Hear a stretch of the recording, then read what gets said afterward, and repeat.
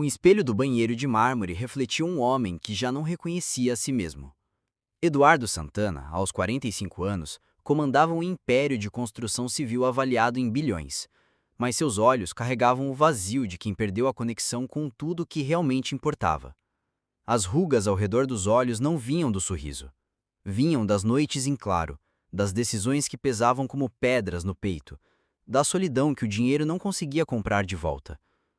Havia 3 dias, durante uma reunião de acionistas, ele observara pela janela do 30º andar um mendigo sendo ignorado por dezenas de pessoas.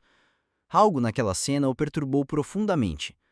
Quando foi a última vez que alguém o olhou nos olhos sem interesse financeiro? Quando foi a última vez que experimentou a humanidade pura, sem filtros de poder e status? A decisão foi radical e impulsiva. Eduardo demitiu temporariamente seu motorista, trancou os cartões de crédito no cofre e vestiu roupas que havia comprado em um brechó do centro da cidade. Calça jeans desbotada com um rasgo no joelho, camiseta amarelada com cheiro de mofo, tênis gastos que já foram brancos. Não se barbeou por uma semana, deixando crescer uma barba desalinhada, que mudava completamente sua fisionomia. O cheiro da cidade o atingiu como um soco no estômago quando saiu do prédio residencial pelos fundos. Fumaça de escapamento, comida frita dos vendedores de rua, urina dos becos, suor humano, uma sinfonia olfativa que seus pulmões acostumados ao ar-condicionado rejeitaram imediatamente. As ruas pulsavam com vida caótica, vendedores gritando, carros buzinando, passos apressados de pessoas que tinham destinos importantes. Eduardo caminhou pelas avenidas centrais, sentindo o peso diferente de cada olhar. Quando usava terno italiano de R$ 3.000, as pessoas se afastavam respeitosamente, curvavam-se ligeiramente, sorriam interessadamente. Agora, com a aparência de um homem sem teto, experimentava a invisibilidade social. Mulheres apertavam as bolsas quando ele passava. Executivos desviavam o olhar com nojo disfarçado. Seguranças de lojas o acompanhavam com desconfiança. A primeira noite foi brutal. Eduardo se abrigou em um viaduto, onde outros moradores de rua haviam montado acampamentos improvisados com papelão e lonas plásticas. O concreto gelado atravessava as roupas e mordia a pele. O barulho do trânsito não parava nunca, um zunido constante que torturava os ouvidos. Ele não dormiu. Ficou observando as pessoas passarem acima, no viaduto, vivendo suas vidas normais, enquanto embaixo existia um mundo paralelo de esquecidos. No segundo dia, tentou pedir esmolas. As palavras saíam travadas da garganta, como se a própria língua se recusasse a pronunciá-las. Desculpa, você poderia me ajudar com um trocado? A primeira pessoa fingiu que não ouviu. A segunda acelerou o passo. A terceira murmurou um desculpa, sem olhar para ele.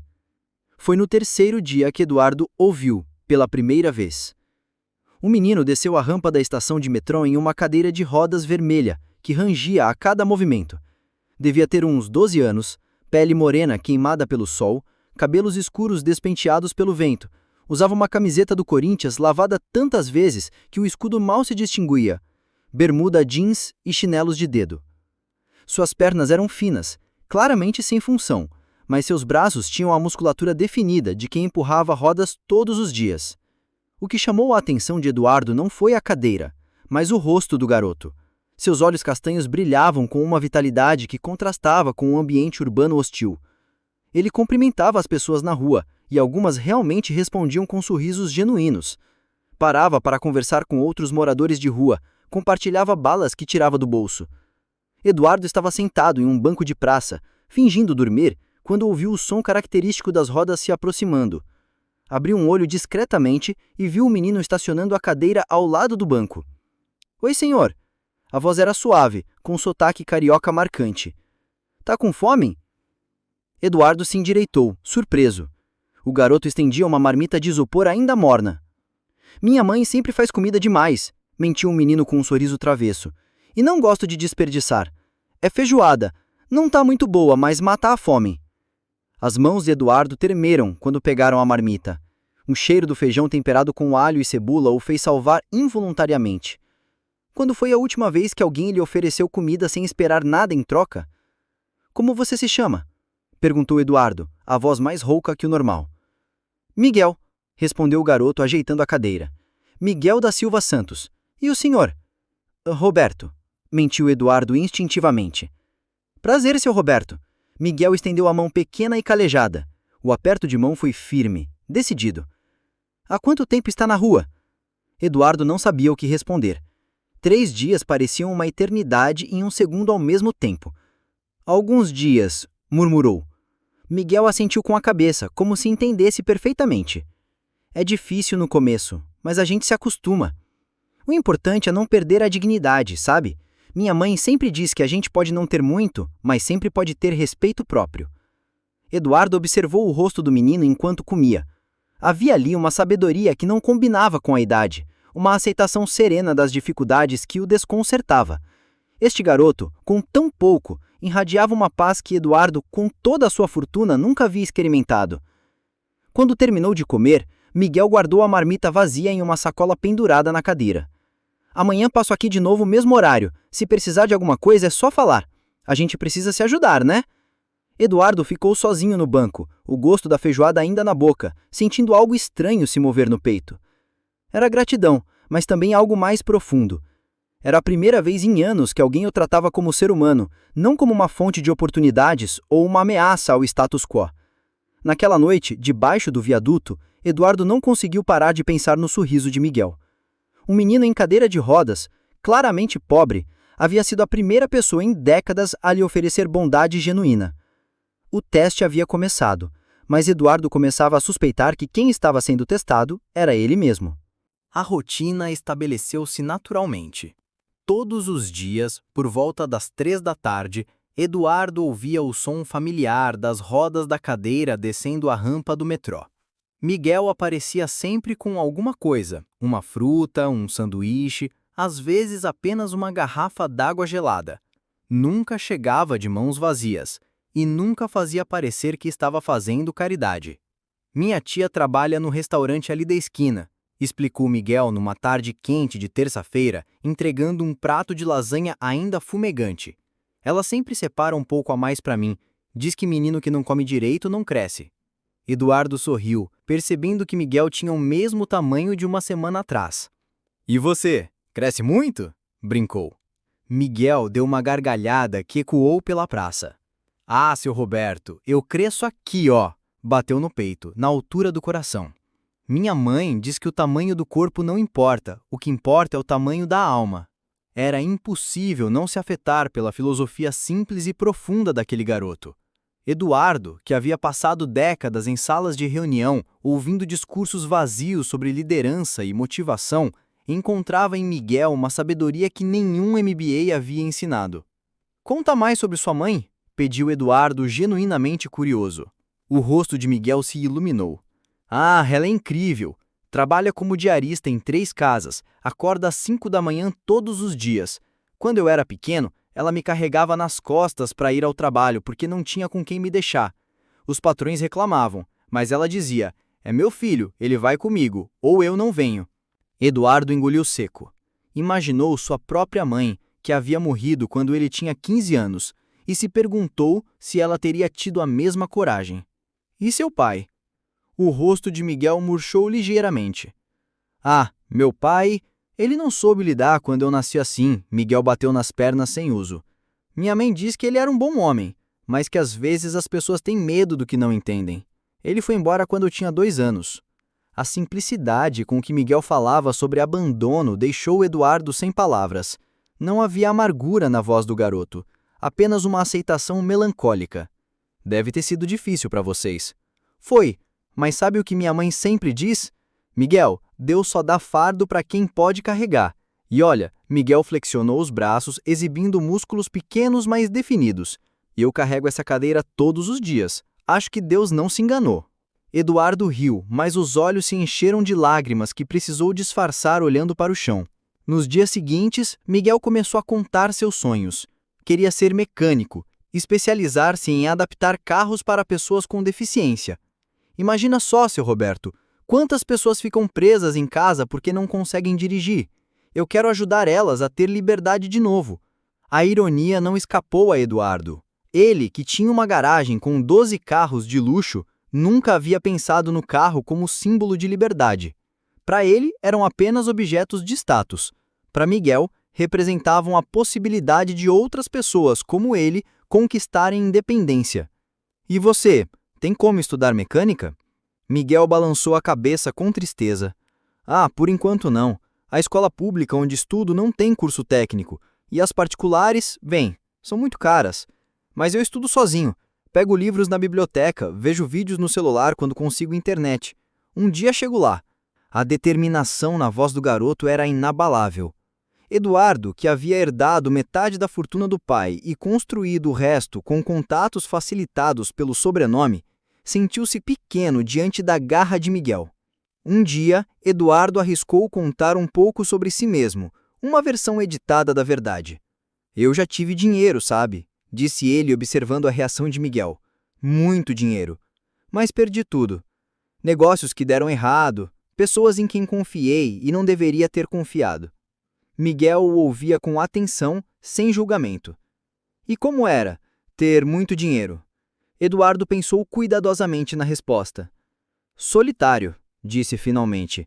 As pessoas se aproximavam, mas nunca sabia se gostavam de mim ou do meu dinheiro. No final, descobri que a maioria só queria o dinheiro. Mas agora você tem certeza de que eu gosto do senhor, né? Porque o senhor não tem dinheiro nenhum para eu querer. A lógica simples e direta arrancou uma gargalhada de Eduardo. É verdade. Agora eu sei. Pois é, às vezes perder tudo é a melhor coisa que pode acontecer com a gente, porque aí a gente descobre quem realmente somos e quem realmente se importa com a gente.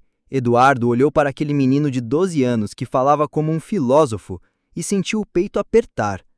Miguel tinha razão. Ele havia perdido tudo e havia encontrado algo muito mais valioso. Naquela tarde, quando Miguel se despediu, Eduardo ficou observando-o se afastar, empurrando a cadeira com determinação pela calçada esburacada. O som metálico das rodas se misturava com o barulho do trânsito, criando uma melodia urbana que Eduardo começava a achar familiar. Pela primeira vez em décadas, ele não se sentia sozinho. A situação mudou numa quinta-feira cinzenta de abril. Eduardo percebeu a tensão no ar antes mesmo de ver Miguel. O garoto chegou à praça mais tarde que o normal, o rosto fechado, os ombros contraídos. A cadeira fazia mais barulho que de costume. As rodas estavam desalinhadas. Miguel, o que aconteceu? O menino tentou sorrir, mas o esforço era óbvio.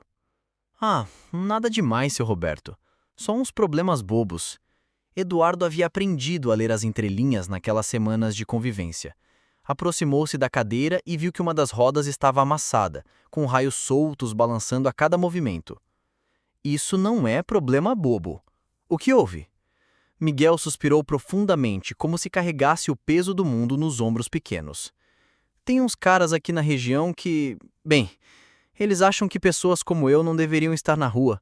Dizem que espantam os clientes dos comércios. O sangue de Eduardo ferveu.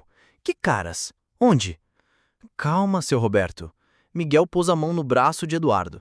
Não adianta brigar. Eles são mais fortes, mais numerosos. E se a gente faz escândalo, a polícia vem e quem se dá mal somos nós. A maturidade forçada na voz de Miguel partiu o coração de Eduardo. Um garoto de 12 anos não deveria ter essa compreensão amarga sobre a injustiça social. Mas eles não podem fazer isso. É crime. Miguel riu sem alegria. Seu Roberto, o senhor ainda acredita que a lei é igual para todo mundo? Para eles, a gente é um problema que precisa ser removido. Para a polícia, somos vagabundos que causam transtorno. Eduardo sentiu o privilégio de uma vida inteira sendo desconstruído frase por frase. Nunca havia precisado temer a polícia. Nunca havia sido visto como um problema a ser removido. Me conta o que aconteceu. Miguel olhou ao redor, certificando-se de que estavam sozinhos. Eu estava descendo a rampa do metrô quando eles me cercaram. 3 caras, todos maiores que eu. Disseram que eu estava sujando a entrada da estação, que estava afastando passageiros. Um deles chutou minha cadeira. A voz de Miguel tremeu ligeiramente na última frase. Tentei explicar que só estava passando, que mora aqui perto, mas eles não quiseram ouvir. Disseram que se me vissem de novo, ia ser pior. Eduardo cerrou os punhos. Em toda sua vida empresarial, nunca havia sentido uma raiva tão pura, tão justificada. Vamos à polícia. Não vai adiantar, seu Roberto. Já tentei antes com outras situações. Eles olham para mim e veem um moleque preto e cadeirante causando problema. Não acreditam. A brutalidade da realidade atingiu Eduardo como um tapa. Ele, homem branco, rico, nunca havia questionado se seria acreditado ou levado a sério. Era um privilégio tão naturalizado que se tornara invisível. Nos dias seguintes, Eduardo observou Miguel navegando pela hostilidade da cidade com uma coragem que o deixava simultaneamente orgulhoso e devastado. O garoto mudara sua rota, evitava certas áreas, sempre olhava por cima do ombro, mas continuava ajudando outros moradores de rua, continuava compartilhando o pouco que tinha. Foi numa tarde de sexta-feira que Eduardo testemunhou a verdadeira grandeza de Miguel. Uma senhora idosa havia caído na calçada próxima à praça. Suas compras se espalharam pelo chão, uma manga esmagada, ovos quebrados criando uma poça amarelada no concreto. Dezenas de pessoas passavam, algumas olhavam, mas ninguém parava. Miguel viu a cena de longe e imediatamente se dirigiu até lá, empurrando a cadeira no ritmo mais rápido que conseguia. "A senhora está machucada?" perguntou, já descendo da cadeira para ficar na altura dela. A senhora, de uns 70 anos, chorava baixinho. "Acho que torci o tornozelo e perdi todas as compras. Eram para o jantar dos meus netos." Miguel olhou ao redor rapidamente, avaliando a situação. Depois, com uma decisão que deixou Eduardo boquiaberto, tirou do bolso uma nota de R$ 50, provavelmente todo o dinheiro que tinha. "Senhora, a farmácia ali da esquina vende gelo. O senhor ali..." Miguel apontou para um homem de terno que passava fingindo não ver. "Pode me ajudar a levar a senhora até lá?" O homem hesitou, olhou para Miguel na cadeira de rodas, para a senhora no chão e, surpreendentemente, parou.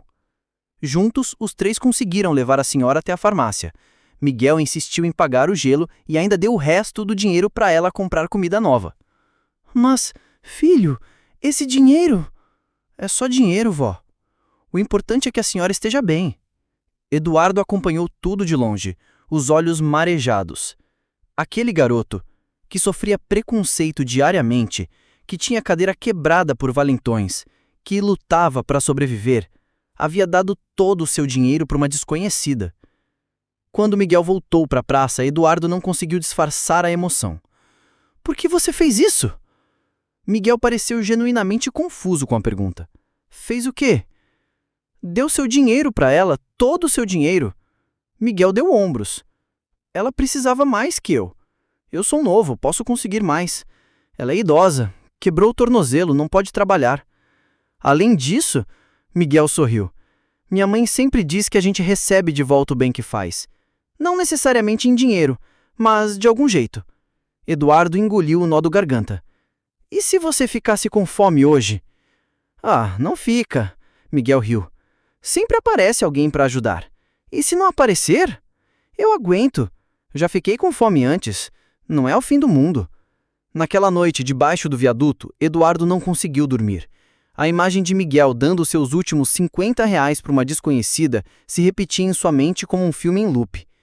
Ele, Eduardo Santana, já havia usado mais do que isso em gorjetas de um jantar, e nunca, nenhuma vez, havia pensado em dar dinheiro para alguém que realmente precisasse. O teste se tornou algo muito maior. Eduardo começava a perceber que não estava testando a humanidade das pessoas. Estava descobrindo a sua própria falta dela. O momento chegou numa tarde dourada de outono, quando as folhas amareladas começavam a dançar pelo vento da praça. Eduardo havia tomado a decisão na noite anterior, depois de uma semana sem conseguir dormir direito. O peso da mentira estava se tornando insuportável, mas mais que isso, ele precisava que Miguel soubesse quem realmente era. Não por vaidade ou necessidade de reconhecimento, mas porque aquele garoto havia se tornado a pessoa mais importante em sua vida.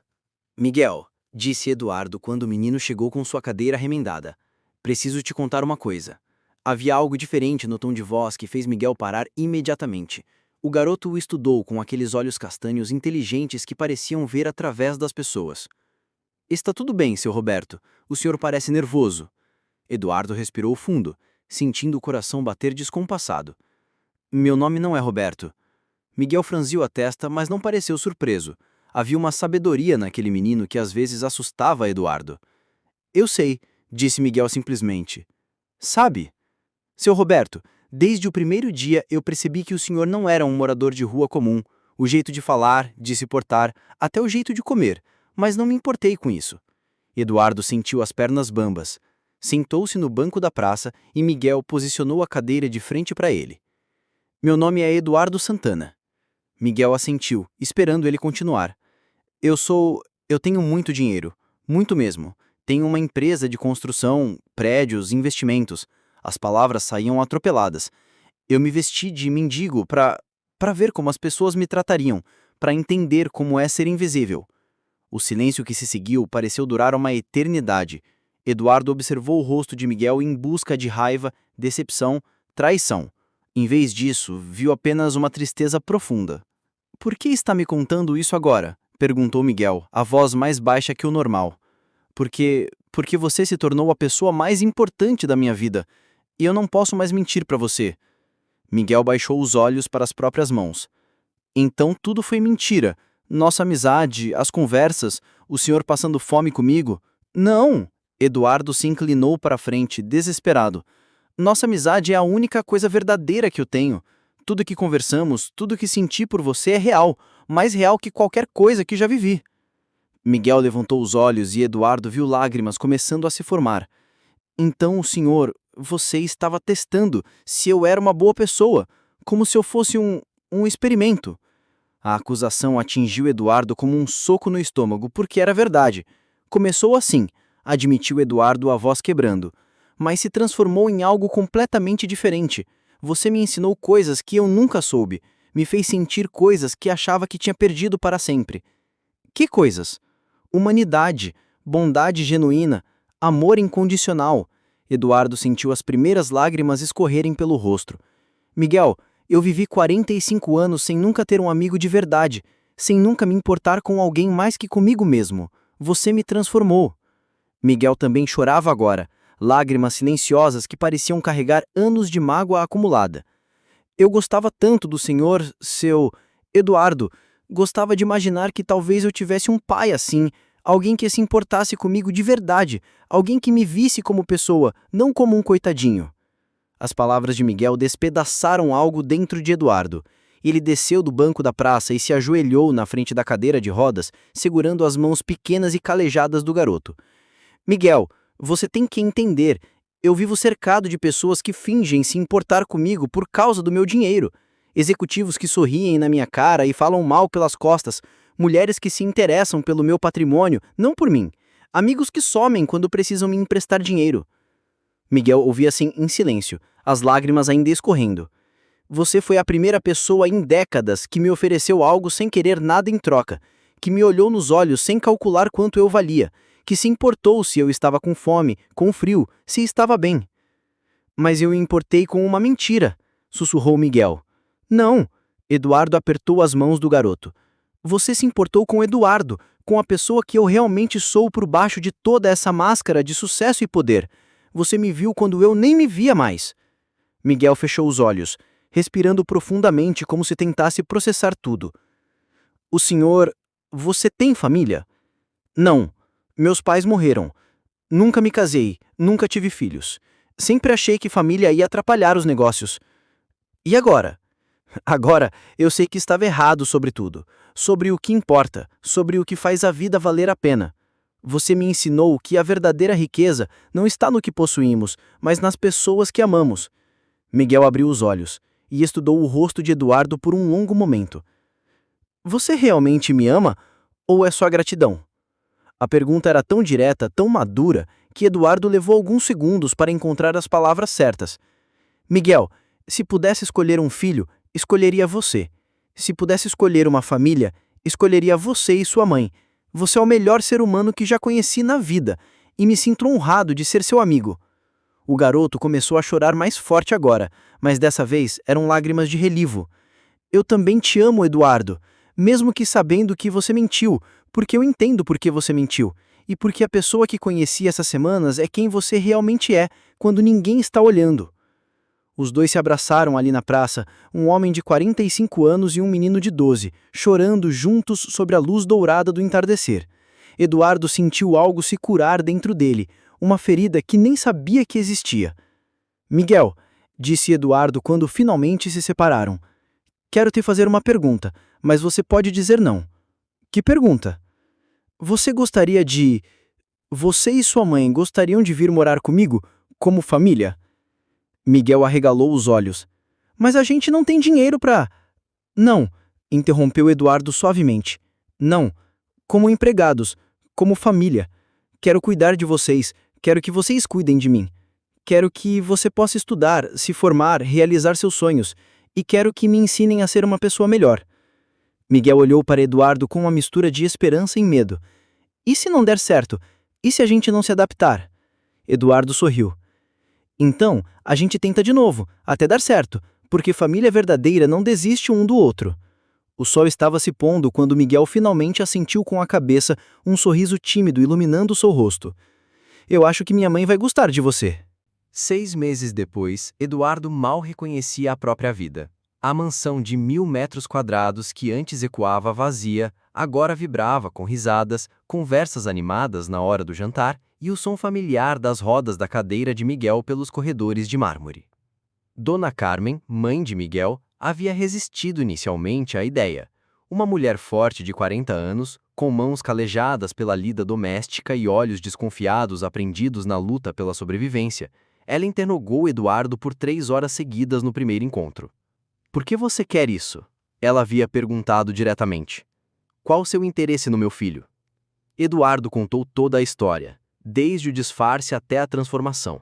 Dona Carmen o ouviu em silêncio, observando cada expressão, cada gesto, como se pudesse decifrar suas intenções através dos movimentos. Meu filho tem um coração muito bom, ela disse finalmente.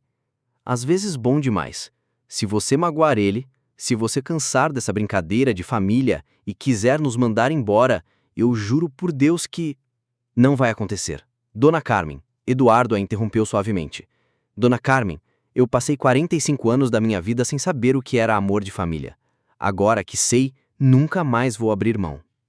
Ela estudou seu rosto por mais alguns minutos antes de assentir lentamente. A adaptação não foi sem desafios. Miguel inicialmente se sentia deslocado na imensidão da casa, perdido entre móveis de grife e obras de arte que custavam mais que sua família havia ganhado em toda a vida. Dona Carmen insistia em limpar a própria louça e arrumar o quarto, recusando-se a dar trabalho para as empregadas. Esta não é a nossa casa, Miguel disse numa noite, depois de 2 semanas morando ali. A gente tá só visitando, né? Eduardo sentiu o coração apertar. Naquela noite, os 3 se sentaram na sala menor, mais aconchegante, e estabeleceram novas regras. Cada um escolheu um espaço da casa para personalizar completamente. Miguel transformou um dos quartos em oficina de mecânica, com bancadas adaptadas para sua altura na cadeira. Dona Carmen criou um jardim de temperos na varanda, onde cultivava manjericão, salsinha e pimentas que perfumavam toda a ala da casa. Eduardo, por sua vez, transformou o escritório formal em uma sala de convivência, com sofás confortáveis onde os 3 assistiam filmes nas noites de sexta-feira, compartilhando pipoca e conversas que duravam madrugada adentro. O verdadeiro marco da transformação aconteceu quando Eduardo levou Miguel para conhecer a empresa. O garoto havia demonstrado interesse genuíno pelos negócios, fazendo perguntas inteligentes sobre engenharia e sustentabilidade. Quanto você gasta para tornar um prédio acessível? Miguel perguntou, analisando as plantas de um projeto residencial. Cerca de 3% a mais do orçamento total, respondeu o arquiteto-chefe. E quantos prédios da empresa são totalmente acessíveis? O silêncio constrangedor que se seguiu foi revelador. Eduardo percebeu com vergonha que em 20 anos de construção civil, a acessibilidade nunca havia sido prioridade. Isso vai mudar, Eduardo anunciou na reunião seguinte. A partir de agora, todos os nossos projetos serão 100% acessíveis. E vamos retrofitar os prédios antigos também. Mas Eduardo, protestou o diretor financeiro. Isso vai custar milhões. Então vamos gastar milhões. Eduardo respondeu secamente. Miguel me mostrou que não construímos casas apenas para pessoas que caminham. Construímos para pessoas. Ponto final. A mudança não foi apenas estética. Eduardo estabeleceu um programa de contratação prioritária para pessoas com deficiência. Miguel, apesar da idade, tornou-se consultor informal, testando a acessibilidade e sugerindo melhorias que os engenheiros jamais haviam considerado. A rampa não pode ter essa inclinação. Miguel explicou pacientemente para uma equipe de arquitetos. Parece pouco, mas, quando você empurra uma cadeira o dia todo, cada grau de inclinação extra faz diferença. O projeto que realmente mudou tudo surgiu de uma conversa casual durante o jantar. Eduardo, Miguel disse brincando com o feijão no prato. Você já pensou em construir um centro de reabilitação de verdade? Não essas clínicas chiques que só rico consegue pagar, mas um lugar onde qualquer pessoa possa ir. A ideia germinou rapidamente. Eduardo vendeu 3 propriedades de luxo e investiu 50 milhões na construção do Centro Miguel Santos, batizado assim contra os protestos envergonhados do garoto. O centro oferecia fisioterapia gratuita, adaptação de cadeiras de rodas, cursos profissionalizantes adaptados e, mais importante, um programa que Eduardo fazia questão de acompanhar pessoalmente: oficinas de mecânica automotiva especializada em adaptações veiculares. Miguel foi o primeiro aluno. Não acredito que estou dirigindo, gritou o garoto na primeira aula prática, as mãos nos comandos adaptados de um carro modificado. Eduardo, olha, estou dirigindo. Eduardo observava da lateral da pista, os olhos marejados, lembrando-se do sonho que Miguel havia compartilhado meses antes na praça. O centro se tornou referência nacional em menos de um ano. Pessoas de todo o país vinham buscar tratamento e capacitação. Eduardo contratou os melhores profissionais, importou equipamentos de última geração, mas insistiu que tudo fosse oferecido gratuitamente. Como você sustenta isso financeiramente? Perguntou um repórter durante uma entrevista. Simples, respondeu Eduardo. Durante 20 anos construí prédios pensando apenas no lucro.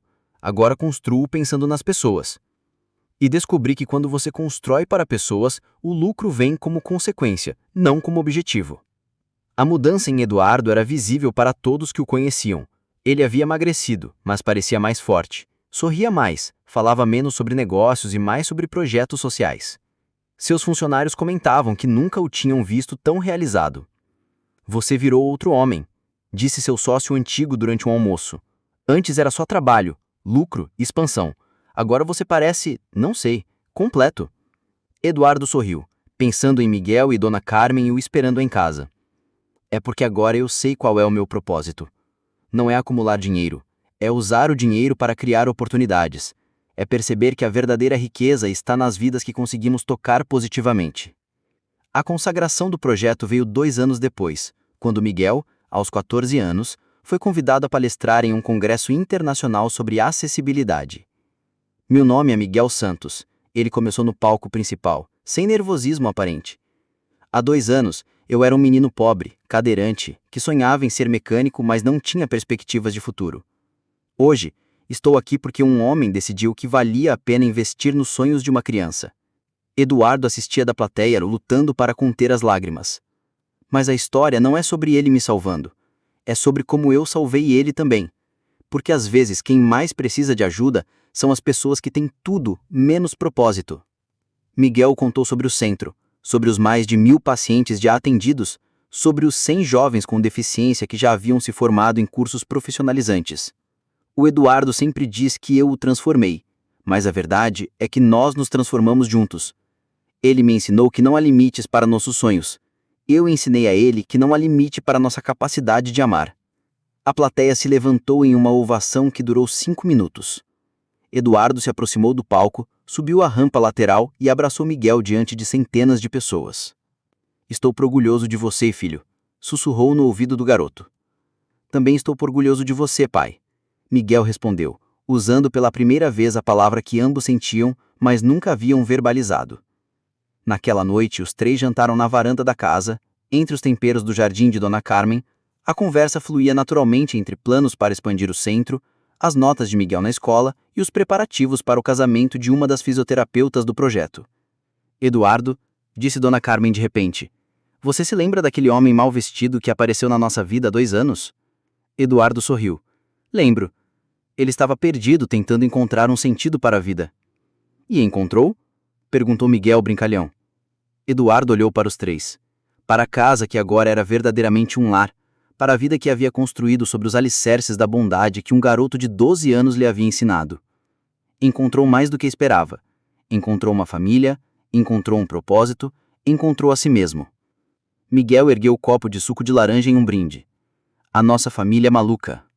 A nossa família perfeita, corrigiu Dona Carmen. A família que nos escolheu e que escolhemos de volta, completou Eduardo. Eles brindaram sob as estrelas. 3 pessoas que o destino havia juntado da forma mais improvável possível e que agora não conseguiam imaginar a vida de outra forma. Mais tarde, quando Miguel e Dona Carmen foram dormir, Eduardo ficou sozinho na varanda observando a cidade que se estendia além dos muros da mansão. Em algum lugar lá fora, outras crianças como Miguel esperavam por uma oportunidade. Outros adultos como ele vagavam perdidos procurando sentido em conquistas vazias. Amanhã, o centro atenderia mais pessoas. Amanhã, mais sonhos se tornariam possíveis. Amanhã, a bondade que Miguel havia plantado nele continuaria se multiplicando, criando ondas de transformação que alcançariam vidas que ele nem conseguia imaginar. Eduardo sorriu, sentindo uma paz que o dinheiro jamais havia comprado. Havia aprendido a lição mais valiosa da vida. Às vezes, quem mais precisa ensinar sobre humanidade é quem menos esperamos. E o verdadeiro valor está na bondade que tocamos, não no que possuímos.